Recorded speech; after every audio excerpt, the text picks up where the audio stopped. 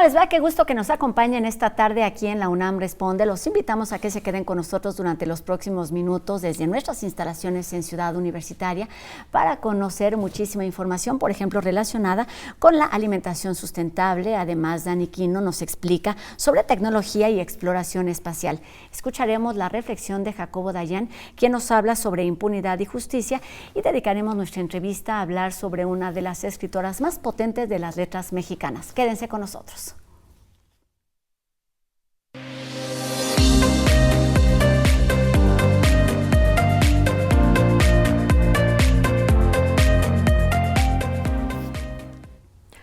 Rosario Castellanos, Memorial de Tlatelolco. Recuerdo, recordamos. Esta es nuestra manera de ayudar que amanezca, sobre tantas conciencias mancilladas, sobre un texto iracundo, sobre una reja abierta, sobre el rostro amparado tras la máscara. Recuerdo, recordemos, hasta que la justicia se siente entre nosotros, en la tierra de en medio. Así, con estas palabras recordamos y les compartimos que la UNAM celebra a esta que es una de las plumas más reconocidas de nuestras letras a través del Premio de Literatura Epistolar Cartas a Rosario, en donde pueden participar jóvenes estudiantes que compartan su experiencia sobre la manera en que el legado de la escritora chiapaneca Rosario Castellanos ha repercutido en sus vidas. Y para conocer los detalles de este concurso homenaje que conmemora el centenario de su nacimiento, que se cumple en el 2025, saludamos, como ya vieron ustedes, a Julia Santibáñez, quien es escritora, directora de Literatura y Fomento a la Lectura de nuestra universidad. ¿Cómo estás, Julia? Muy bien, Rosa, feliz de estar aquí de nuevo en TV UNAM, en la UNAM. Y además feliz con esta introducción sobre las letras, las palabras, la intensidad de una escritora tan grande como esta. Pero antes de hablar de ella, o al mismo tiempo, cuéntanos de este homenaje, de esta convocatoria que está dirigido a jóvenes. ¿Por qué los jóvenes tendrían que conocer, que leer, que saber quién fue Rosario Castellanos? Qué buena pregunta, Rosa, porque sí o sí, y me atrevo casi a apostarlo, tiene que ver con tu experiencia vital como persona. Mujer, hombre, persona no binaria.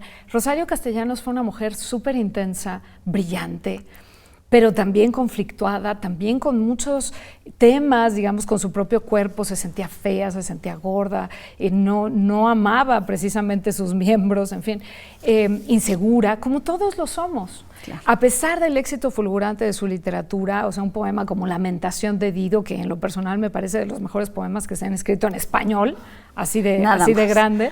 Y sin embargo tenía todas estas inseguridades, todos estos temas que compartimos finalmente como seres humanos, un poco más, un poco menos, a una edad o a otra. Entonces me parece que si los jóvenes y las jóvenes se acercan a la obra de Rosario Castellanos, no van a encontrar a una señora viejita que no tiene nada que ver conmigo y que es como mi abuelita o mi bisabuela. No. Se van a encontrar a una mujer vital, pujante, una feminista absoluta, una escritora que tenía un estilo pulidísimo, sin rebabas, no hay una rebaba ahí, o sea, si fuera una mesa estaría perfectamente lisita, pulida, y que adicionalmente dice el amor y dice el desamor con palabras que muchas veces a nosotros nos faltan. Muchas veces nos decimos mejor con palabras de otros, porque nosotros no encontramos. Y Rosario Castellanos es sin duda una de las escritoras que mejor nos puede decir a nosotros mismos. Leía ayer, dice, tiene la capacidad o tuvo la capacidad de expresar su cuerpo, pero al mismo tiempo expresar el mundo con las mismas palabras, y ese es un valor que hay que rescatar, y bueno, fue reconocida en distintos ámbitos. Cuéntanos, ahora sí, ¿quién fue Rosario Castellanos en su tiempo para poder entender qué hace aquí ahora? Claro, pues mira, la Coordinación de Difusión Cultural a través de 3 instancias, que son la Dirección General de Publicaciones y Fomento Editorial, la Facultad de Filosofía y Letras, que no es cosa menor porque está cumpliendo 100 años, 1, y 2, fue espacio natural de Rosario Castellanos. Ella estudió y enseñó en la facultad. Y la Dirección de Literatura y Fomento a la Lectura nos unimos estas 3 instancias para convocar a este premio que nos da muchísimo gusto, porque es regresar un poco la conversación. Rosario escribió muchas cartas, de hecho se va a publicar Cartas a Ricardo, una reedición que es estrujante, casi te falta el aliento por momentos. Bueno, se va a publicar para Filuni a fines de agosto, principios de septiembre, pero queremos ahora con este concurso que los jóvenes y las jóvenes de 15 a 30 años le hablen a Rosario. Y me parece una iniciativa muy, digamos, virtuosa, porque de pronto la literatura, cuando es en un solo sentido, no te toca tanto, pero cuando te pones a pensar, ¿qué me ha dado esta autora, este autor? ¿Qué me ha dicho? ¿En qué dolores me ha acompañado? ¿En qué alegrías ha estado también presente y me ha ayudado a celebrar? En fin. Entonces, es un concurso que pretende que de 15 a 30 años, jóvenes estudiantes de escuelas, institutos, colegios, facultades de la UNAM en toda la República Mexicana le escriban a Rosario de 3 a 5 cuartillas donde le hablen de qué ha pasado con su obra en su interior. No la obra ahí en el libro, en la biblioteca empolvada, no, conmigo, en mí, desde mi óptica y mi perspectiva. Entonces, por eso digo, es como regresar la conversación, ¿no? Tú ya me diste, ahora yo regreso mis palabras hacia ti, hacia lo que me ha ocurrido con tu legado y con tu obra. Esta convocatoria abrió en mayo, cierra el 2 de septiembre y quizá una noticia que les dé gusto a la audiencia, a nuestros televidentes, es que hay un premio. Son 3 categorías y hay un premio por cada una de estas categorías. Una es para nivel medio superior, otra para licenciatura y otra para posgrado. Y se van a entregar 3 premios, uno para cada una de las categorías indivisibles, de 25,000 pesos. Creo que nada despreciables. Nada despreciable, llama muchísimo la atención, pero quizás lo que no llama mucho la atención en el sentido de que es una práctica, digamos, en desuso, justamente el de escribir cartas. Y en ese sentido me parece una convocatoria muy acertada, pero quizás también muy atrevida. ¿Qué esperar? ¿Qué esperan recibir de estos jóvenes? Por supuesto, además de la experiencia como muy personal de la lectura o de la obra, o del contacto que han tenido con la obra con Rosario Castellanos, el fomentar que, el despertar que entre esos jóvenes que están en otra realidad. Por una parte, despertar la reflexión lectora. Porque es cierto, estamos en un mundo súper acelerado, entonces leemos en cualquier dispositivo, desde redes sociales, TikTok, Twitter, ¿verdad? O hasta un libro en el celular, como es bastante frecuente hoy día, o un libro en papel, que yo sigo siendo de la generación de papel y me gusta más, me gusta que huela, me gusta subrayar, dejarle un boleto ahí de la comida, lo que sea. Entonces queremos despertar la reflexión lectora, pero queremos también que los chicos y las chicas se atrevan a escribir una carta, que probablemente la mayor parte de ellos no lo han hecho. Claro. Han mandado muchos correos, han mandado muchos WhatsApps, en fin, pero probablemente no han escrito una carta. Y nos parece muy interesante esta oportunidad de 3 a 5 cuartillas en estilo absolutamente libre, como a cada quien se le ocurre y se le antoje comunicarse con Rosario Castellanos. Creemos que puede ser un comillas, experimento, y lo digo en la mejor de las acepciones, un experimento sabroso, que ellas y ellos puedan disfrutar y decir, también puedo hacer esto, con las palabras que manejo todos los días, con las que voy al mercado y me pido una cerveza, también puedo hablar de mi experiencia como lector, lectora. Entonces, esperamos que sea este círculo lector, digamos, muy celebrado para recordar a Rosario Castellanos, cuyos, perdón que te interrumpa, 50 años de fallecimiento celebramos en 2024 y los 100 de nacimiento en 2026. Son 2 aniversarios, por eso es que estamos comenzando, digamos, con las actividades desde este 2024. ¿Cuáles son las cualidades, los requisitos que se van a tomar en cuenta, considerando que es justo un experimento que no es una práctica común y que además puede ser pues un escrito muy abierto, vamos, que no tiene que ser riguroso y cumplir las bases de una crónica, de una reseña, de un ensayo? Te podría decir que lo que se les antoje hacer un poco, por supuesto tiene que tener una buena ortografía, una buena redacción, tiene que hablar de la obra de Rosario Castellanos, porque si se vuelan hablando de, no sé, los extraterrestres, pues puede estar muy padre, pero no tiene que ver con este concurso. Pero para ser más exacta, déjame leer algunos de los que se incluyen, por ejemplo, en la convocatoria, pero bueno, además tienen que mandar un documento que acredite quiénes son y demás, y tienen que ceder también los derechos, porque esto es muy importante. Un premio para cada una de las 3 categorías y 20 cartas se van a elegir de cada una para armar un libro que se publicará el año que entra. Y eso también nos da gusto, porque entonces va a quedar en un libro como creemos que a Rosario le daría también mucho gusto. En esto también contamos, digamos, con la anuencia de Gabriel Guerra Castellanos, muy generoso hijo de Rosario Castellanos, que también va a estar ahí. Entonces, bueno, algunas de las cosas pues son esas, ¿no? O sea, buena ortografía, que esté presente la obra de Rosario, que sea una reflexión personal, por supuesto, no se vale aquí meter ningún tipo de otras plumas, ni mucho menos plagios, ni nada. Pero no creo que con eso no serán recibidos ni podrán pasar, no. Y es muy abierto también porque se habla o recibirán con el contacto con cualquiera de las obras de Rosario Castellano, que estamos pensando en poesía, por supuesto, pero en novela, teatro. Cuento, teatro, las propias cartas, las propias epístolas que ella escribió. Es decir, ella abarcó muchísimos géneros, artículo periodístico de manera muy importante. Entonces, claro, puedes dialogar. Si tú eres un estudiante que quieres entrarle, puedes dialogar con cualquiera o con varias, porque también se vale que cree su propio mundo, un collage, exacto. Y también me imagino que pueden poner ahí algún dibujo, un poco hacer una suerte de ilustración. En fin, es muy libre, porque justamente estamos acercándonos a jóvenes que no necesariamente conciben la literatura como nosotros fuimos enseñados en un libro, en orden lineal, con puro texto. No, es como una exploración mucho más libre y suelta, pero siempre, y eso sí me gusta subrayarlo, siempre gozosa. Claro, lo dijiste al principio, se trata de una obra, de una pluma muy vigente, muy viva hoy en día. ¿Qué nos dicen las cartas de lo que es una persona, de lo que es el contexto, de lo que vivió, pero también de lo que escribió? Pues Rosario es una figura compleja. En su momento lo fue y lo sigue siendo hoy, aunque ahora podemos leerla desde otros ojos, desde los ojos ya muy claros del feminismo. No quiere decir que no existiera el feminismo cuando ella vivió. Ella fue de las feministas muy importantes en México y en América Latina. Fue probablemente, o de las primeras, si no es que la primera, en leer a Simone de Beauvoir y comentarla en México. Entonces es una figura compleja, pero tiene pues estas dicotomías y estas contradicciones que tenemos todos, a veces más visibles y a veces menos, pero sin duda reflexionaba mucho sobre su ser mujer. En algún punto ella se pregunta en su tesis, ¿por qué hay tan pocas mujeres? No que hagan cosas notables, no que merezcan reconocimiento, sino que podamos verlas.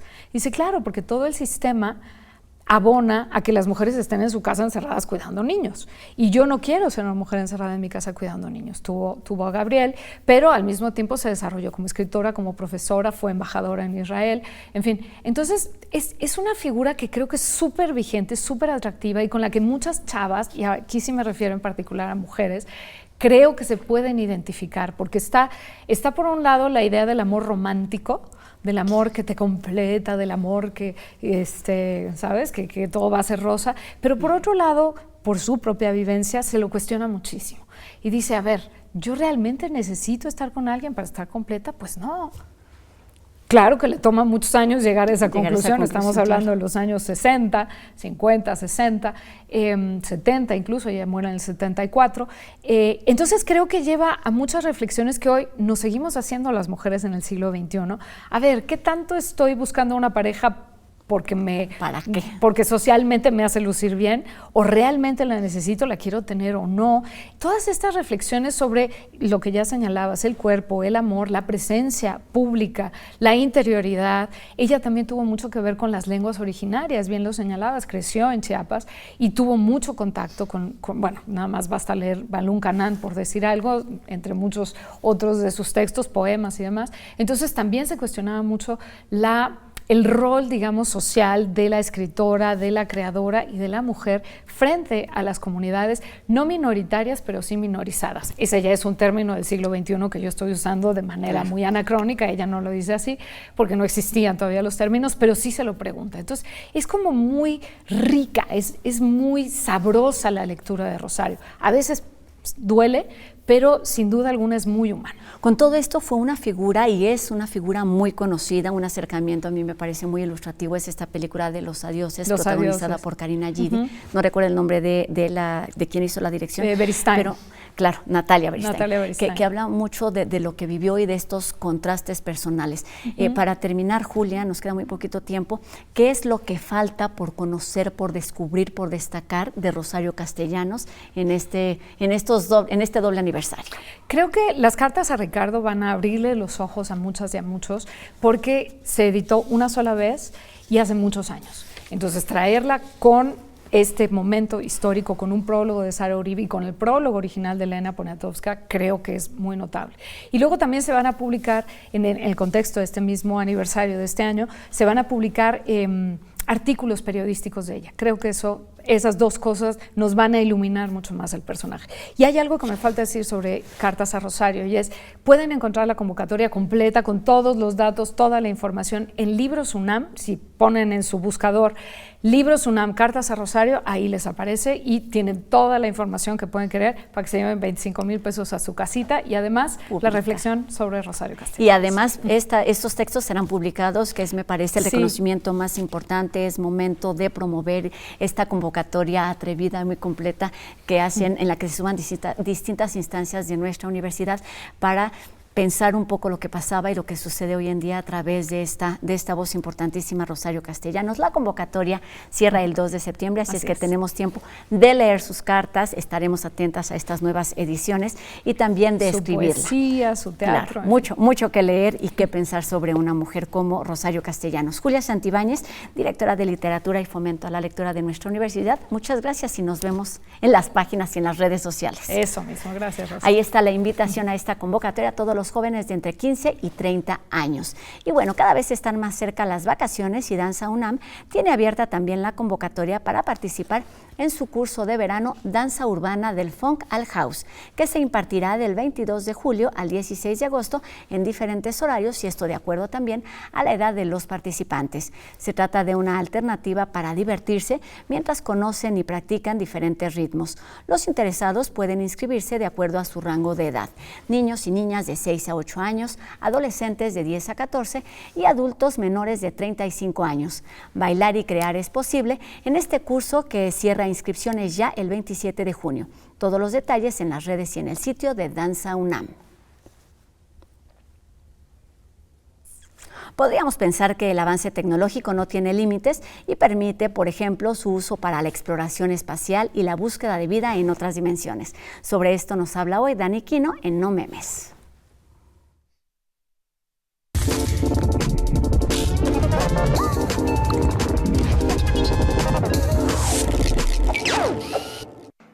Anteriormente hemos mencionado mucho conceptos como la exploración o la búsqueda de vida en Marte, y aunque pareciera que ya hemos llegado al límite, la realidad es que estamos desarrollando tecnologías aún más impresionantes con ambos propósitos. Por ejemplo, el llamado Santo Grial de la astrobiología, un nuevo método para determinar si hay vida en Marte, desarrollado por investigadores del Instituto Carnegie para la Ciencia de Washington. Según el equipo a cargo de este desarrollo, su prueba, que utiliza un sistema de inteligencia artificial, tiene una precisión de casi el 90% para evaluar muestras de vida pasadas y presentes. Este nuevo test no solo identifica una molécula o grupos específicos de compuestos en una muestra. Gracias a su inteligencia artificial, puede diferenciar entre muestras de naturaleza biótica, como plantas, animales y bacterias, y las de origen abiótico, como agua, suelo y atmósfera. ¿Y cómo lo hace? El análisis se logra a través de la identificación de diferencias sutiles dentro de los patrones moleculares de una muestra. Además, se entrenó a la inteligencia artificial con una gran cantidad de datos, los cuales fueron extraídos del análisis molecular de 134 muestras conocidas ricas en carbono. Entonces, utilizaron restos de seres vivos como conchas, dientes, huesos, insectos, hojas y cabello humano, y también usaron restos de vida antigua, alterados por procesamiento geológico como carbón, petróleo, ámbar y fósiles también ricos en carbono. Y sí, este proyecto podría usarse para evaluar las muestras que el rover Curiosity ya recolectó. Es algo magnífico. Otro ejemplo son las inteligencias artificiales que científicos de la NASA entrenan en el desierto de Atacama, que permitirían una mejor y más eficaz búsqueda de microorganismos en territorio marciano. Lo que hicieron fue desarrollar un algoritmo que ayuda a los rovers espaciales a analizar el territorio desértico y predecir puntos donde pudiera haber vida. Por eso lo andan entrenando en el desierto de Atacama, ya que esta región es uno de los sitios más áridos del mundo y, según la comunidad científica, su suelo es muy similar al de Marte. Los investigadores de este proyecto combinaron la estadística ecológica con técnicas de deep learning para crear una inteligencia artificial, la capacidad de indicar hacia dónde enfocar los pocos recursos con los que cuentan los vehículos de navegación espacial y así sucesivamente. Y teniendo un campo de entrenamiento muy parecido al suelo marciano, solo tuvieron que aplicar modelos de aprendizaje profundo en sus computadoras para enseñarle a dicha inteligencia artificial a buscar lugares con alta probabilidad de albergar vida. Lo mejor es que el nuevo algoritmo de la NASA reconoció sitios con vida en un 85% de los casos, y de acuerdo con el estudio, la probabilidad de encontrar lugares que tengan las características adecuadas para albergar vida aumentan en hasta 87%, comparándola con la técnica de la exploración al azar. Estamos hablando de que un rover equipado con esta inteligencia artificial utilizará menos recursos y tendrá más oportunidades de llegar a su objetivo comparado con los actuales vehículos que están en Marte. Hoy Jacobo Dayan se refiere al control, los vínculos criminales y a la impunidad como los principales obstáculos para alcanzar la paz y la justicia.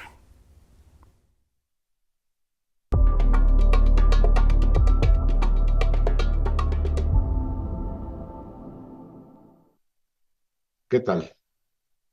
No sin falta de razón, se habla de que las reformas propuestas y que pretenden ser aprobadas en un corto periodo podrían trastocar el régimen y el sistema político mexicano.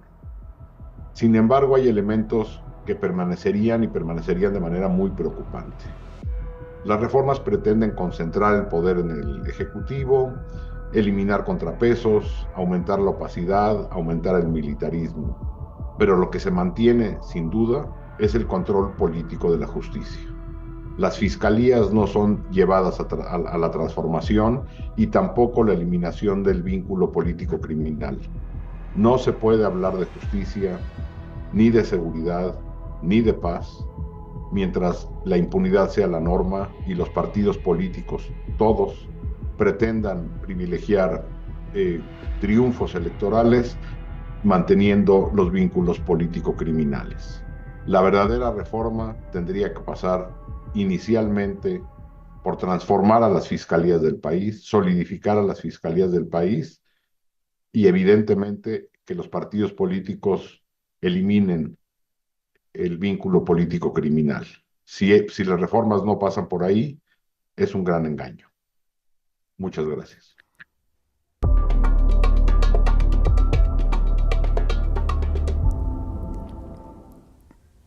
UNAM Global TV nos acerca a un caso de colaboración multidisciplinaria que trae diferentes beneficios relacionados con la alimentación sostenible.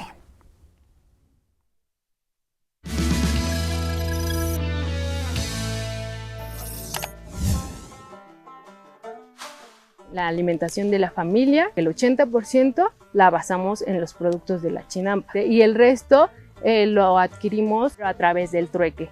Truequeamos quesos, truequeamos hortaliza y así solucionamos gran cantidad de nuestra alimentación.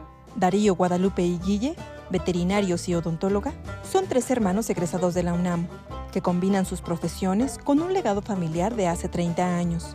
La Chinampería, en 2019, junto a su familia, consolidaron una cooperativa que hoy produce, transforma y vende hortalizas, productos lácteos y plantas aromáticas libres de agroquímicos. Nosotros toda la vida lo habíamos hecho así, pero no sabíamos que era como agroecológico, que estábamos conservando el suelo, el agua. Actualmente lo seguimos haciendo, esas prácticas agroecológicas, innovando también, metiendo biotecnologías. Con ello, además de producción, promueven una alimentación sostenible. La alimentación sostenible tiene un bajo impacto ambiental y nos ayuda a conseguir la seguridad alimentaria y nutricional y de alguna manera que las generaciones actuales y las futuras tengan una vida más saludable. En La Granja, ubicada en el barrio de San Diego en Xochimilco, utilizan técnicas ancestrales de siembra y se esfuerzan por disminuir el desperdicio de alimentos. En México tenemos un porcentaje muy alto de desperdicio de alimentos, más allá del 37%. De acuerdo con la Organización de las Naciones Unidas, en 2022, en el mundo se generaron 1.050 millones de toneladas de desperdicios alimentarios. Lo que hacemos es que ya no vamos a vender al mercado así como lo que se nos ocurra, sino a base de pedidos previos, y nuestra cosecha se basa en los pedidos, ¿no? Así también reducimos todas estas mermas que hay al momento de la venta. Y aprovechan todo. Además de que alimentan a sus vacas y cabras con productos de la granja, reutilizan sus residuos para hacer composta y mejorar la calidad de la tierra de su chinampa. Me siento afortunado de que mi trabajo hace algo por la conservación, por la alimentación, por la salud, por la oportunidad que tengo de trabajar además en algo que me gusta, algo que me llena y algo que aporta a nuestra sociedad.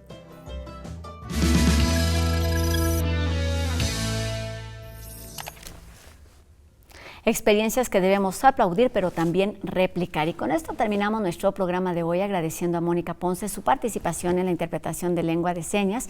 Y a todos ustedes les recordamos que podemos estar en contacto a través de nuestras redes sociales. Ustedes ya las conocen, háganos llegar sus dudas, sus comentarios y los temas que les gustaría que aquí abordáramos.